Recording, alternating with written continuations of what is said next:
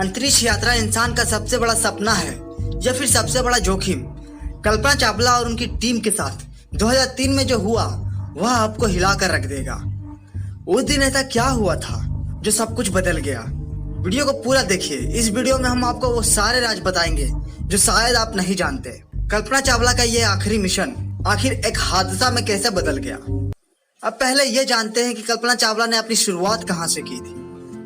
कल्पना चावला का जन्म हरियाणा के एक छोटे से शहर करनाल में हुआ था। एक छोटे से परिवार से आने वाली कल्पना ने बचपन से ही सपना देखा था अंतरिक्ष में उड़ान भरने का। क्या आपको पता है उन्होंने इतनी कम उम्र में ही तय कर लिया था कि उन्हें सिर्फ एक पायलट ही नहीं बल्कि अंतरिक्ष यात्री बनना है। लेकिन क्या यह सपना इतना आसान था? कल्पना ने अपनी पढ़ाई अमेरिका में रहकर पूरी की और फिर नासा तक अपना सफर तय किया। क्या आपको मालूम है उन्होंने कई बार असफलताओं का सामना किया पर कभी हार नहीं मानी। कल्पना का अंतरिक्ष मिशन 1997 में हुआ था। सब कुछ सही चल रहा था लेकिन उनके दूसरे मिशन में कुछ गलत हो गया, कुछ ऐसा जो कोई नहीं समझ सका। कल्पना का यह दूसरा मिशन 2003 में शुरू हुआ। STS-107 नाम का यह मिशन विज्ञान और अंतरिक्ष के अनुसंधान के लिए था। पर क्या आप जानते हैं इस मिशन की शुरुआत के वक्त ही एक छोटी सी गड़बड़ी हो गई। यह गड़बड़ी क्या थी इसकी बात हम वीडियो के आगे करने वाले हैं, तो बने रहिए हमारे साथ वीडियो के अंत तक। 16 जनवरी 2003 को कोलंबिया स्पेस शटल को सफलतापूर्वक लॉन्च किया गया। सब कुछ ठीक लग रहा था लेकिन 82 सेकंड बाद कुछ अजीब हुआ।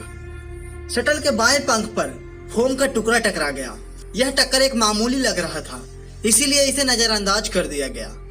पर क्या आप जानते हैं यही फोम का टुकड़ा आगे चलकर एक बड़ी दुर्घटना का कारण बन सकता है। नासा के इंजीनियरों ने इस टक्कर को गंभीरता से नहीं लिया। उन्हें लगा कि इससे कोई बड़ी समस्या नहीं होगी, पर सच्चाई क्या थी? शटल के बाएं पंख पर एक दरार आ गई और यही दरार भविष्य में कुछ बड़ा करने वाली थी। कल्पना चावला और उनकी टीम को इस खतरे का बिल्कुल अंदाजा नहीं था। वे अपने मिशन में व्यस्त थे, अंतरिक्ष में विभिन्न प्रयोग कर रहे थे, पर हर दिन शटल के लिए खतरा बढ़ता जा रहा था। क्या आप सोच सकते हैं कि इस छोटे से हादसे का अंजाम कितना बड़ा होने वाला था?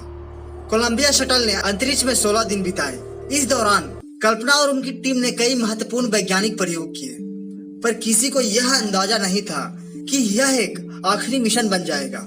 मिशन के दौरान सब कुछ ठीक लग रहा था। अंतरिक्ष यात्री खुश थे, उन्होंने अपने सारे काम पूरे कर दिए। पर क्या आपको पता है जैसे जैसे समय बीत रहा था शटल का बायां पंख अंदर से कमजोर होता जा रहा था। 16 दिन बाद जब शटल वापस पृथ्वी पर लौटने की तैयारी कर रहा था तब असली खतरा सामने आया। शटल के इंजीनियरों को कुछ सादगी के संकेत मिले, पर क्या वह समय पर इसे पकड़ पाए? नासा के वैज्ञानिकों ने इस पर ध्यान दिया लेकिन तब तक देर हो चुकी थी। कल्पना चावला और उनकी टीम यह जानती थी कि वे एक बहुत बड़े खतरे की ओर बढ़ रहे हैं, लेकिन अब उनकी वापसी एक अंजाम मोड़ ले रही थी। 1 फरवरी 2003 वह दिन जब कोलंबिया शटल को पृथ्वी पर लौटना था। सब कुछ ठीक लग रहा था लेकिन जैसे ही शटल वायुमंडल में प्रवेश कर रहा था कुछ गलत होने लगा। शटल की गति के साथ तापमान बढ़ने लगा और अचानक बाएं पंख में दरार से गर्मी अंदर आने लगी। शटल में बैठे अंतरिक्ष यात्री इस खतरे से बिल्कुल अनजान थे। सब कुछ सामान्य लग रहा था लेकिन धरती से कुछ संकेत मिलने शुरू हो गए। नासा के कंट्रोल रूम में हलचल मच गई। क्या वे इस समस्या का हल निकाल पाए? जैसे जैसे शटल नीचे आता रहा उसका तापमान बढ़ता ही जा रहा था और फिर अचानक से शटल का संपर्क टूट गया। नासा के वैज्ञानिक यह देखकर हैरान रह गए। क्या आपको पता है यह वही पल था जब शटल वायुमंडल में बिखर गया। कल्पना चावला और उनकी टीम कभी वापस नहीं आई। नासा ने तुरंत जांच शुरू की। आखिरकार उन्होंने पाया कि फोम के इस टुकड़े की वजह से ही भयानक हादसा हुआ था। सोचिए, एक छोटी सी गलती और एक पूरे मिशन का अंत। यह हादसा एक सबक था जिसने अंतरिक्ष यात्रा की सुरक्षा पर सवाल उठाकर रख दिए। लेकिन सवाल उठता है, क्या इसे रोका जा सकता था? क्या यह सिर्फ एक टेक्निकल फेलियर था या इसके पीछे कुछ और था? नासा की जांच में कई चौंका देने वाली बात सामने आई, पर क्या यह जवाब सब कुछ था? कल्पना चावला की कहानी हमें सिखाती है कि सपने कितने भी बड़े क्यों ना हो, उन्हें पूरा करने का रास्ता हमेशा आसान नहीं होता। उन्होंने अपनी जिंदगी को एक मिशन के लिए समर्पित कर दिया और उनका यह साहस हमें प्रेरणा देता है। लेकिन इस हादसे के पीछे सारे सवाल आज भी पूरी तरह से हल नहीं हो पाए।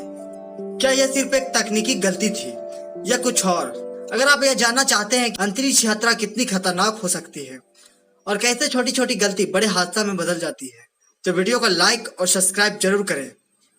अगले एपिसोड में हम आपको और भी हैरान कर देने वाले कहानियों से रूबरू कराएंगे। तो मिलते हैं अगले वीडियो में, तब तक के लिए जय हिंद।